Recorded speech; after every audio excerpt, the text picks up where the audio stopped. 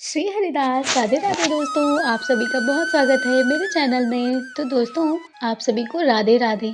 आप लोग मुझे इतने अच्छे कमेंट करते हैं, उसके लिए थैंक यू।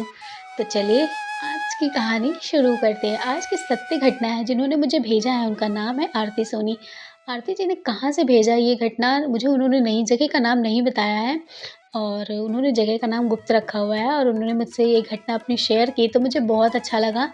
तो आरती जी, अगर आप मेरी ये स्टोरी, अगर आपकी ये लीला कथा है जो आपने मुझे भेजी, अगर आप सुन रही हैं, तो मुझे ज़रूर आप कमेंट करके बताइएगा कि आप मेरी ये कहानी सुन रही हैं या नहीं। तो चलिए जानते हैं कि आरती जी के साथ ऐसा कौन-सी घटना घटी। तो आरती कहती हैं कि मेरी शादी नहीं हुई है। मैं अभी शादी मेरी होने वाली है, मेरी शादी फ़िक्स हो गई है और मैं पूजा पाठ करने में, मैं भक्ति करने की ना बहुत ज़्यादा, कैसे होता नहीं है कि एक भक्ति करने का उनके अंदर एक जज़्बा था, बहुत भक्ति करती थी वो। कहती कि मैं पूजा, व्रत, ऐसी कोई भी पूजा नहीं होती थी जो वो नहीं करती, ऐसा कोई व्रत नहीं होता था जो वो नहीं रखती थी। सारे व्रत, सारे पूजा वो करती थी। शंकर भगवान जी की वो बहुत बड़ी भक्त थी। वो हर समय में शंकर भगवान जी के मंदिर वो एक टाइम जाती ही जाती थी, चाहे जब जाएँ, चाहे वो शाम को जाएँ, चाहे सुबह जाएँ। आरती कहती है कि मुझे भक्ति करने में ना इतना ज़्यादा लगाव है ना कि मैं आपको बता नहीं सकती। मैं अपने सारे काम छोड़ कर के ना मैं भगवान के मंदिर ज़रूर जाती थी। तो कहती है कि हम लोग गाँव में रहते हैं और आरती कहती है कि मेरे मम्मी-पापा नहीं हैं। मैं अपने भैया-भाभी के साथ रहती हूँ और वो बताती हैं कि मेरी शादी जब फ़िक्स हुई थी, तभी मेरे मम्मी-पापा नहीं थे इस दुनिया में। तो मतलब उनका एक्सीडेंट हो गया था और वो लोग गाँव में ही, एक एक्सीडेंट हो गया था। उन्होंने बताया कि वो लोग, उनकी मम्मी जो थी, वो गंगा नहाने के लिए, स्नान करने के लिए गई हुई थी। तो वहीं पर ना उनकी जो उनकी कार थी वो पलट गई थी। तो वहीं पर मतलब उनके जो मम्मी-पापा थे ना, उनकी वहीं पर डेथ हो गई थी तुरंत। तो इसीलिए वो अपने भैया-भाभी के साथ ही अब रहती हैं। आरती कहती है कि मैंने कार्तिक माह चल रहा था और मैंने कार्तिक माह का नियम लिया हुआ था।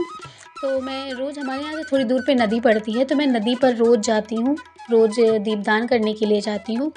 तो कहती है कि हर रोज़ की तरह मैं आज भी दीपदान करने के लिए गई थी। तो मैं जब दीपदान करने के लिए गई थी, तो मैंने जब दिया जलाया, मैंने दिए को मैंने पानी में डाला, तो मुझे एक अजीब-सी चीज़ पानी में चमकती हुई दिखाई दी। तो मुझे लगा कि ये क्या चीज़ हो सकती थी? मुझे लगा कि कोई पत्थर है क्या? तो कहती है कि मैंने जब उसमें हाथ डाल के निकाला, तो मुझे बड़ी ही भारी लगी। फिर मैंने उसको हाथ से उठाया, तो मैंने देखा कि एक भारी से, सुंदर से, बड़े से लड्डू गोपाल जी उसमें थे। ये देख कर के मैं बिल्कुल हैरान हो गई कि अरे! लड्डू गोपाल जी यहाँ क्या कर रहे हैं? किसी ने लगता है कि पानी में डाल दिया। उसके बाद वो कहती है कि उनके पूरे वस्त्र गीले हो गए थे, तो मैंने उनके वस्त्र को वहीं पर उतार दिया। उसके बाद मैंने अपने शॉल मैंने ले रखी थी, मैंने उसमें लपेटा और उनको लेकर के घर आ गई। मैंने अपनी भाभी को दिखाया, तो मेरी भाभी ने देखा, तो मेरी भाभी ने कहा कि ये कहाँ मिले? तो मैंने कहा कि पानी में मिले। तो उन्होंने कहा कि हो सकता है कोई पानी में डाल कर गया है और तुमको नहीं लाना चाहिए था वहाँ से, और हो सकता है कोई पूजा सेवा ना कर सकता हो, इसलिए उसने डाल दिया हो, या किसी और वजह से उसने डाला हो पानी के अंदर और तुम उनको उठा कर के ले आई। तो ये बात सुन कर के मुझे भी थोड़ी-सी अटपटी-सी लगी। तो फिर उन्होंने बोला कि ऐसा करना, तो जब कल सुबह दीपदान करने जाती ही हो, तो लड्डू गोपाल जी को ना वहीं पर ले जाना, उनको वहीं पर फिर से पानी में वहीं दबा कर चले आना, ठीक है?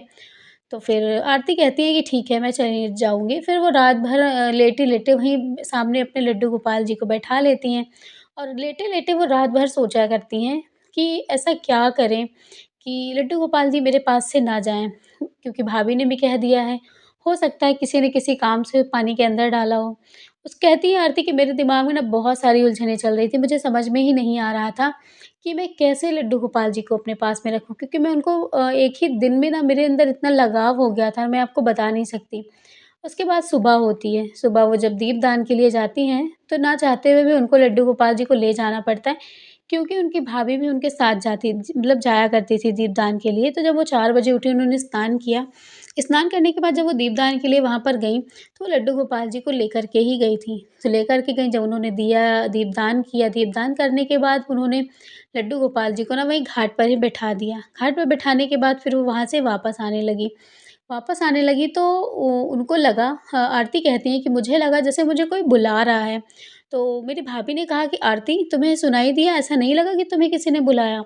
तो वो कहती है कि भाभी, यहाँ घाट पर तो कोई नहीं है इतने समय, तो मुझे कौन बुलाएगा? उसके बाद उनकी भाभी कहती हैं कि नहीं, मुझे ऐसा लग रहा है कि तुम्हें कोई बुला रहा है। तो आरती कहती है कि हाँ, मुझे भी आवाज़ आई लेकिन कौन होगा मुझे? तो फिर उसके बाद वो जो कहती है कि जब आरती कहती है कि जब मैंने पीछे मुड़कर देखा तो जिन लड्डू गोपाल जी को ना मैंने नदी की तरफ मुँह करके बिठाया हुआ था, वो लड्डू गोपाल जी मेरी तरफ मुँह करके बैठे हुए थे। और ये बात देख कर के ना भाभी हैरान थी क्योंकि भाभी ने ही लड्डू गोपाल जी को उस तरफ किया था।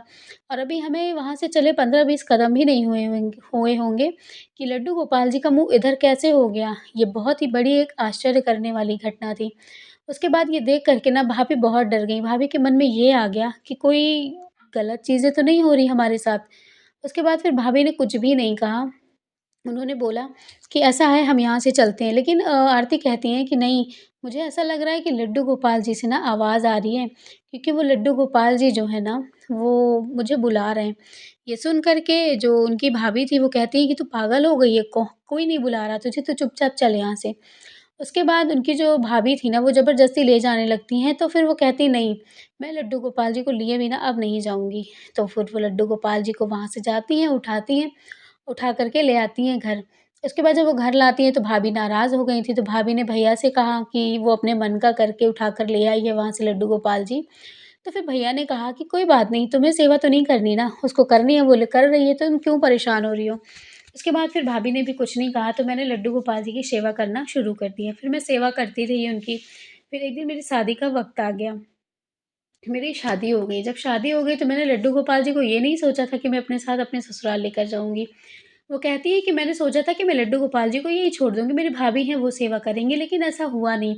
मेरी भाभी ने मुझसे खुद कह दिया कि तुम लड्डू गोपाल जी को लेकर जा सकती हो, क्योंकि यहाँ मैं सेवा इनकी नहीं कर पाऊँगी। उसके बाद फिर मुझे मेरा तो वैसे भी बहुत ज़्यादा मन था लड्डू गोपाल जी को ले जाने का, लेकिन मैं नहीं चाहती थी। कहते हैं ना कि जाते वक़्त घर से भगवान जी नहीं ले जाते। कोई भी भगवान जी का विग्रह हो वो घर से जाते वक़्त किसी बेटियों को नहीं दिया जाता। लेकिन फिर मैं यही सोच कर के ना लड्डू गोपाल जी को नहीं ले जा रही थी। लेकिन जब मेरी भाभी ने कह दिया तो मैं बहुत ज़्यादा खुश हो गई कि चलो मेरे साथ मेरे कान्हा जी जा रहे हैं जिनसे मैं इतना प्यार करती हूँ। फिर वो ले जाती हैं लड्डू गोपाल जी को अपने साथ। फिर वो ससुराल पहुँचती हैं, विदाई हो जाती है जब वो ससुराल पहुँचती हैं। तो ससुराल में जब वो लड्डू गोपाल जी को लेकर उतरती हैं ना, तो सबसे पहले कहती हैं आरती कि मेरी सासू माँ का ना मुँह बन गया था देख कर के। फिर वो जब देखा मतलब बार-बार मुझे ही देख रही थी, मेरे लड्डू गोपाल जी को देख रही थी, फिर सारी रस्में हुई, सारी रस्म ख़त्म हुई। उसके बाद फिर हमने लड्डू गोपाल जी को ले जा कर के ना एक जगह पर, एक स्थान पर हमने रख दिया। रखने के बाद धीरे-धीरे सारी रस्में ख़त्म हुई, 1 से 2 दिन बीत गए। मैं अपने लड्डू गोपाल जी से नहीं मिली थी, 3 दिन बीत गए, चौथा दिन आ गया। तो फिर मैंने अपने मेरी हमारी कहती हैं कि हमारे यहाँ हमारी ननंद है छोटी, तो मैंने उससे पूछा कि हमारे लड्डू गोपाल जी कहाँ हैं, जो मैं अपने साथ लेकर के आई थी? क्योंकि आरती कहती है कि मेरा मन ना बहुत मचल रहा था, बहुत ज़्यादा मतलब मुझे मन में ना बहुत ज़्यादा उलझन हो रही थी कि लड्डू गोपाल जी आखिर कहाँ हैं? उसके बाद फिर मेरी सासू माँ ने कहा कि मैं अभी ला कर के तुम्हें देती हूँ लड्डू गोपाल जी को। तो फिर कुछ गेस्ट आए हुए थे, गेस्ट के रहने पर मैंने लड्डू गोपाल जी के बारे में नहीं पूछताछ की। फिर जब सब लोग चले गए, तो फिर मैंने पूछा तो फिर मेरी सासू माँ मेरे पास लड्डू गोपाल जी लेकर आईं। फिर मुझे समझाने लगी कि बेटा हमारे घर में ना काली माता की पूजा होती है और मैं नहीं चाहती कि लड्डू गोपाल जी को तुम अपने घर से लेकर आई हो। पहली बात तो तुम्हें अपने घर से भगवान जी को लाना नहीं चाहिए था, दूसरी बात अगर तुम लेकर के भी आ गई हो तो ठीक है, सेवा करो लेकिन हमारे घर इनकी सेवा नहीं होती बेटा, इस बार लेकर आई हो कर लो। जब अगली बार जब तुम घर यहाँ से जाना तो अपने घर इनको छोड़ कर के आना। अब ये बात सुन कर के मेरे तो बिल्कुल हालत ही ख़राब हो गई, मैं काँपने लगी कि मैं लड्डू गोपाल जी को कैसे छोड़ सकती हूँ अपने, मैं नहीं छोड़ सकती। फिर मैंने अपने हस्बैंड से बात की, मेरे हस्बैंड ने कहा कि अब देखो तुम अभी नई-नई आई हो और तुम अपने मन का करोगी तो माँ ही मुझे कहेंगी कि तेरी बहू ऐसे-ऐसे कर रही है, इसलिए माँ जो कह रही हैं तुम वही करो। अब उनकी ये बात सुन कर के मैं बहुत हैरान हो गई, मुझे लगा कि अब मैं क्या करूँ? तो फिर मैंने कहा हे कान्हा जी, अब आप ही कोई लीला रचिए, मैं क्या करूँ मुझे कुछ समझ में ही नहीं आ रहा है। कहती है आरती कि फिर जब मैं एक बार अपनी शादी के आने के बाद जब मैं अपने घर गई, तो फिर मैंने अपनी भाभी से ये सारी चीज़ें बताई। तो मेरी भाभी ने कहा कि तुम लड्डू गोपाल जी को ले जाओ, उनकी सेवा करो, वो कुछ नहीं कहेंगी, ठीक है? उनसे बोल देना कि घर में कोई सेवा करने वाला है नहीं, भाभी बच्चों में लगी रहती हैं, तो वो कहाँ से सेवा करेंगी? उसके बाद फिर वो सोचती हैं आरती कि ठीक है मैं अपने इस बार जा रही हूँ, तो अपनी सासू माँ से कह दूँगी। उसके बाद वो जब मायके से ससुराल आती हैं, तो आती हैं तो लड्डू गोपाल जी को लेकर आती हैं। इस बार वो कहती हैं कि मेरे लड्डू गोपाल जी को देख कर के ना मेरी जो सासू माँ थी ना, जो मुझे शादी में नई-नई जब मैं आई थी, जिस हिसाब से मुझे वो समझा रही थी ना, मुझे नहीं लगा था कि इनका बिहेव ऐसा भी हो सकता है। उन्होंने मुझे देखते ही कह दिया कि तुम फिर से लेकर आ गई इस पीतल की मूर्ति को, मैंने तुमसे कहा था ना कि मत लेकर आओ, हमारे घर इनकी पूजा नहीं होती, तो तुम क्यों इनको लेकर आई हो? तुम समझ नहीं आता तुम्हें? मैं जैसे ही अपने कार से उतरी थी, वैसे ही मेरी सासू माँ ने मुझे इस तरह कहना शुरू कर दिया। मेरी आँखों में आँसू आ गए, क्योंकि मेरे लड्डू गोपाल जी का स्वागत नहीं हुआ उस घर में। उनका अनादर हुआ, उनका अपमान हुआ। मेरा अपमान हो तो मैं सह लूँ, लेकिन मेरे कान्हा का अपमान मैं कैसे सह सकती हूँ? क्योंकि मैं उनसे बहुत प्यार करती हूँ। फिर मैंने अपने हस्बैंड की तरफ देखा, मेरे हस्बैंड ने उधर मुँह घुमा लिया। फिर मुझे लगा कि ये कैसे जीवन साथी हैं, जो मेरा साथ नहीं दे रहे हैं। मैं आखिर क्या करूँ कान्हा? अब आप ही मुझे बताओ। उसके बाद फिर मतलब वो अंदर जाती हैं, अंदर जाने के बाद वो अपने कमरे में उनको रखती हैं। रखने के बाद फिर वो मतलब लड्डू गोपाल जी को किसी को दिखाती ही नहीं है, वो अपने में ही पूजा सेवा कर लेती हैं। आरती कहती है कि मैं यहाँ तक कि ना मैं किसी से भोग के लिए मैंने अपने किचन में जो भी मेरे पास हुआ होता था खाने का, मैं लड्डू गोपाल जी को वही भोग लगा देती थी। मतलब मैं इसी तरह से उनकी पूजा कर लिया करती थी। मैंने अपने सासू माँ को कभी जताया ही नहीं कि मैं लड्डू गोपाल जी की सेवा कर रही हूँ। उसके बाद कुछ वक़्त बीता, मेरी सासू माँ आई तो मेरे घर कहती हैं कि दिवाली की सफाई हो रही थी। तो जब दिवाली की सफाई वगैरह हो रही थी, तो मेरी सासू माँ जहाँ पर मैंने रखा हुआ था ना, मेरी सासू माँ ने लड्डू गोपाल जी को भी सारे सामान जो कचरा वगैरह घर में था, वो उसके साथ ना वो लड्डू गोपाल जी को भी उठा कर के ले गई। जब मैं अपने काम ख़त्म करके ना जब मैं वहाँ से अपने कमरे में गई, क्योंकि मैंने अपने कमरे में ही लड्डू गोपाल जी को रखा था। जब मैं ले गई वहाँ, जब मैं लड्डू गोपाल जी को मैंने देखा तो वहाँ पर नहीं है। ये देख कर के मेरी हालत बिल्कुल मतलब हाथ-पैर मेरे सुन्न पड़ गए कि मेरे लड्डू गोपाल जी कहाँ जा सकते हैं। उसके बाद फिर कहती है कि मैं लड्डू गोपाल जी को ढूँढने लगी, मैंने सबसे पूछा, मुझे किसी ने नहीं बताया। यहाँ तक कि मैंने अपनी सासू माँ से भी पूछा, उन्होंने भी मुझे नहीं बताया कि लड्डू गोपाल जी कहाँ हैं। उन्होंने कहा जहाँ रखा हो तुमने, मुझे क्या पता कहाँ पर हैं वो। उसके बाद फिर मैं बहुत ज़्यादा कहती हैं कि परेशान हो गई, मैं बहुत ज़्यादा दुखी हो गई कि अब मैं क्या करूँ? मुझे कुछ समझ में नहीं आ रहा है। उसके बाद फिर उन्होंने हाथ जोड़ कर के भगवान जी से कहा कि हे कन्हैया, तुम जहाँ कहीं भी हो ना, मेरे पास आ जाओ। मैं थक चुकी हूँ तुमको ढूँढ-ढूँढ कर, मैं नहीं ढूँढ पा रही हूँ। आखिर तुम कहाँ चले गए हो? उसके बाद फिर उनकी जो ननंद थी ना, अचानक से वो उससे पूछा कि कहाँ है लड्डू गोपाल जी, क्या तुम्हें पता है? तो उसके मुँह से शायद नहीं उसे नहीं बोलना चाहिए था, लेकिन उसने अचानक से उसके मुँह से निकला कि हाँ, अभी अम्मा लेकर के गई हैं लड्डू गोपाल जी को। ये बात सुन कर के मैं बहुत ज़्यादा मतलब मैं क्या कहूँ कि मेरी सासू माँ ने मुझे झूठ बोल दिया। उसके बाद फिर जब मैं वहाँ गई, तो कहती हैं कि मैं आपको बता दूँ, आरती कहती हैं कि मैं आपको बता दूँ कि मेरे घर में ना सोने-चांदी का काम होता है। और हमारे घर में पायल वगैरह साफ़ करने के लिए ना तेज़ाब हमेशा रखा रहता है। तो मेरी सासू माँ ने ना मैं वहाँ से उनसे जब पूछने के लिए गई, मैंने कहा मम्मी आपने मेरे लड्डू गोपाल जी को लिया? तो उन्होंने बोला किसने बताया? तो मैंने उनसे बताया कि पिंकी ने बताया। मेरी ननंद का नाम आरती कहती हैं कि पिंकी है। तो मैंने उनसे कहा कि पिंकी ने मुझे बताया कि लड्डू गोपाल जी आपके पास है। तो उन्होंने कहा मेरे पास कोई लड्डू गोपाल जी नहीं है। ठीक है, और मैं क्या करूँगी तुम्हारे लड्डू गोपाल, तुम्हारे पीतल की मूर्ति को लेकर के। उसके बाद फिर वो कहती हैं कि आरती कहती है कि मैंने फिर उनको घर में ढूँढना शुरू कर दिया उनको ढूँढना कि आखिर मेरे लड्डू गोपाल जी कहाँ चले गए। वो कहती है कि मैं बहुत रो रही थी, ना मेरा काम में मन लग रहा था, ना मेरा खाना बनाने में मन लग रहा था, ना मेरा किसी चीज़ में मन नहीं लग रहा था। इसी चीज़ में मेरे हस्बैंड में लड़ाई भी होने लगी कि तुम इस तरह की ये चीज़ कर रही हो, लड्डू गोपाल जी के लिए परेशान हो इतना, ये वो बहुत कह रही थी। लेकिन मैं सोच रही थी कि आखिर लड्डू गोपाल जी घर से जाएँगे तो कहाँ जाएँगे? उनके पास पैर भले हैं, लेकिन वो चल तो नहीं पाएँगे ना, कि वो कहीं भी गायब हो जाएँ। आखिर वो कहाँ जा सकते हैं? उसके बाद वो कहती है कि मैं बहुत देर तक सोच ही रही थी, तभी कुछ अजीब-सी बदबू आई, पूरे घर में धुआँ-सा फैलने लगा। तो जब धुआँ-सा फैलने लगा तो मुझे लगा कि घर में कारीगरी की मतलब कारीगरी होती थी जब वो, तो सोना-चांदी जब गलाया जाता था, उसको पिघलाया जाता था ना, तो धुआँ उठता था बहुत ही अजीब-सा। तो वो कहती है कि इस तरह की जब चीज़ें होने लगी, तो मुझे नहीं पता था कि क्या हो रहा है। तो फिर जब मैं उस कमरे में गई देखने के लिए ना, तो मैंने जो देखा अपनी आँखों के सामने ना, वो कहते हैं कि मैं कभी ज़िंदगी में नहीं भूल सकती। वो कहती हैं कि मैंने जब देखा तो मेरे वहाँ पर जो तेजाब का जो पटिया रखा हुआ था ना, उसी में मेरे लड्डू गोपाल जी को ना मेरी सासू माँ ने एक चिमटे से पकड़ कर उसी में डुबो दिया था। ये देख कर के ना मेरे तो रोंगटे खड़े हो गए, मेरी तो हालत बिल्कुल ख़राब हो गई। मैं वहीं पर खड़े-खड़े चीख पड़ी। मैंने कहा मम्मी ये क्या कर रही हैं? उसके बाद मेरी सासू माँ ने डर के उस चिमटे को ही छोड़ दिया, क्योंकि उन्होंने मुझसे झूठ बोला था कि मैं लड्डू गोपाल जी को नहीं देखी हूँ। मतलब वो डर से छूटने की वजह से वो लड्डू गोपाल जी ना उस मतलब जो तेज़ाब था ना उसी के अंदर गिर पड़े। बहुत देर तक उसी के अंदर पड़े रह गए। अब मुझे समझ में नहीं आ रहा था कि मैं इनको हाथ डाल के कैसे निकालूँ? अगर मैं हाथ डालती तेज़ाब के अंदर तो मेरा हाथ जल जाता।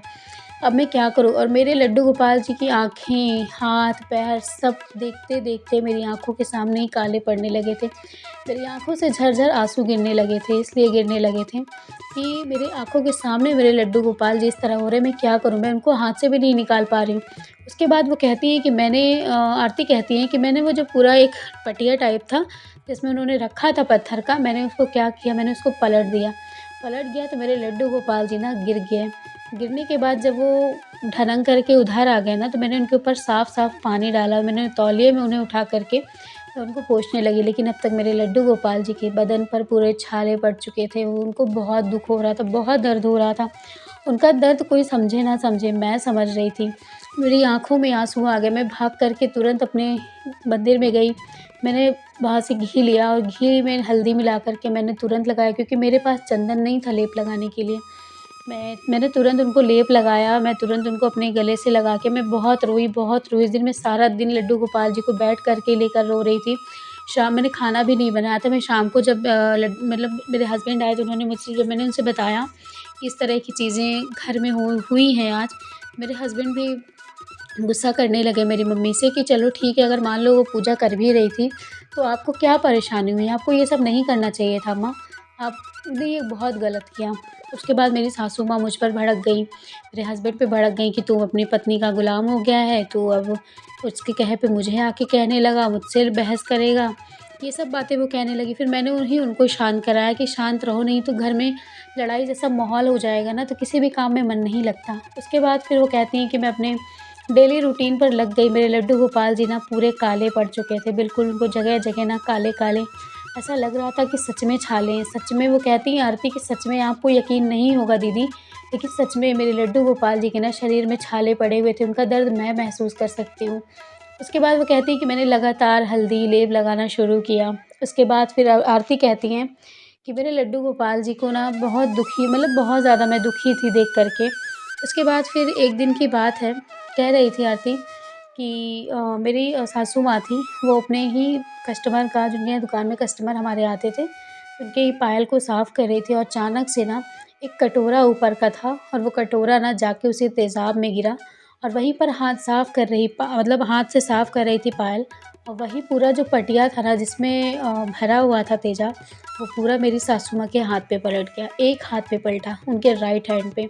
और उनकी जो है हालत उतनी समय इतनी ज़्यादा ख़राब हो गई थी ना कि उनका हाथ का ना पूरा चमड़ी पूरा पिघल गया था और वो बेहोश हो गई थी। ये देख कर के ना मेरी रूह काँप गई। मुझे बिल्कुल समझ ही नहीं आया। मैंने अपने हस्बैंड को फ़ोन किया, मेरे हस्बैंड तुरंत आए और फिर मैं लेकर के उनको, मेरे ससुर जी भी थे वहाँ पर, तो वो भी उनको लेकर के हॉस्पिटल गए। हॉस्पिटल में जब गए तो उनको एडमिट किया गया। फिर 1 हफ़्ते बाद हमारी सासू माँ घर आई। घर आने के बाद फिर मतलब वो बैठी रहती थी, कुछ काम नहीं कर पाती थी वो, क्योंकि उनका एक हाथ अब नहीं सही था, पट्टी वग़ैरह बंधी हुई थी। तो फिर मैं बस यही सोच रही थी अपने मन में, एक वक़्त मेरी सासू माँ ने लड्डू गोपाल जी को उसमें गिरा दिया था। शायद क्या उसी कर्मों का फल तो इनको नहीं मिल रहा है, लेकिन फिर मैंने अपने कान्हा जी से हाथ जोड़ के कहा कि कान्हा, वो अज्ञान है, उन्होंने जो भी किया, लेकिन आप उनके साथ इतना बुरा मत करिएगा। उसके बाद वो कहती हैं कि आरती कहती हैं कि कुछ हफ़्तों के बाद ना मेरी सासू माँ के हाथों में सड़न पैदा होने लगी।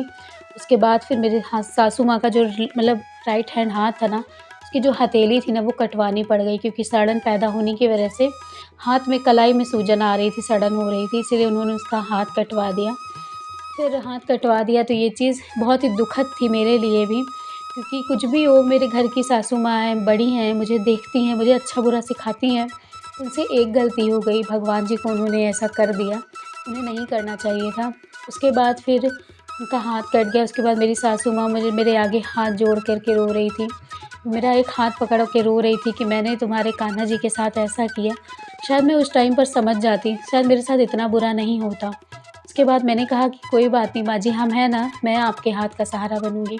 आपको कभी कोई भी चीज़ की कमी नहीं महसूस होगी। मैं आपकी बहुत सेवा करूँगी, आप बिल्कुल परेशान मत होइए। उसके बाद फिर मेरे जो लड्डू गोपाल जी थे ना, मेरी सासू माँ ने ही मुझे इजाज़त दी कि तुम लड्डू गोपाल जी को ले जा कर के मंदिर में रख दो, उनकी पूजा सेवा वहीं पर करो। उसके बाद मैं उनकी पूजा सेवा करने लगी और यहाँ तक कि मेरे हस्बैंड जॉब करते थे तो मुझे वो दुकान भी सँभालनी पड़ी। मेरी सोने चाँदी की दुकान थी। मुझे मतलब कुछ भी जैसे माला बनाना हुआ, पायल-वायल साफ़ करना हुआ तो हमारे घर में भी अंदर भी ये काम होता है। वो कहते हैं कि फिर मैंने ये सब काम करना खुद शुरू किया क्योंकि मेरी सासू माँ नहीं कर पाती थी और अब मेरी सासू माँ बैठे-बैठे आँखों में आँसू लिए देखा करती थी कि शायद अब उनके बस की ये सब बात नहीं रही। क्योंकि शायद लड्डू गोपाल जी का ही उनको ये मिला था कि लड्डू गोपाल जी के साथ उन्होंने ऐसा किया। उस उनका फल कह लीजिए या बाय चांस कह लीजिए कि उनके साथ ऐसा हो गया, ये तो मेरे कान्हा ही जाने कि उनके साथ क्या हुआ था। तो आरती कहती हैं कि यही थी मेरी कहानी जो बहुत ही दुःख भरी थी और आपके मन को छू जाने वाली थी। तो उन्होंने मुझसे बताई तो फिर मैंने कहा ठीक है, मैं बिल्कुल अपने चैनल पर आपकी ये स्टोरी ज़रूर शेयर करूँगी लोगों से। तो अगर आरती जी अगर आप सुन रही हैं मेरी आपकी ये स्टोरी जो मैंने अभी बोली, तो आपका तहे दिल से धन्यवाद कि आपने मुझे अपना समझकर अपनी बातें मुझसे शेयर की, मतलब अपने चैनल पे स्टोरी डालने का आपने मुझे मौका दिया, तो बहुत ही अच्छी बात है ये, मेरे लिए बहुत ही अच्छी बात है। तो थैंक यू आपको बहुत ज़्यादा दिल से राधे-राधे दोस्तों। आपको ये स्टोरी कैसी लगी मुझे ज़रूर बताइएगा कमेंट करके, चैनल को सब्सक्राइब कर दीजिएगा, बेल बटन को प्रेस करके लाइक कर दीजिएगा, शेयर कर दीजिएगा स्टोरी को बहुत अच्छी लगे तो। आरती जी की ये कहानी आपको कैसी लगी ज़रूर बताइएगा कमेंट में और राधे-राधे ज़रूर लिख दिया करिए। चलिए मिलूँगी आप लोगों से लड्डू गोपाल जी के नए चमत्कार के साथ, तब तक के लिए राधे-राधे। और हाँ, अगर आपके पास भी कोई लड्डू गोपाल जी से जुड़ी कहानी हो तो आप मुझे ज़रूर लिख भेजिएगा। तब तक के लिए राधे-राधे।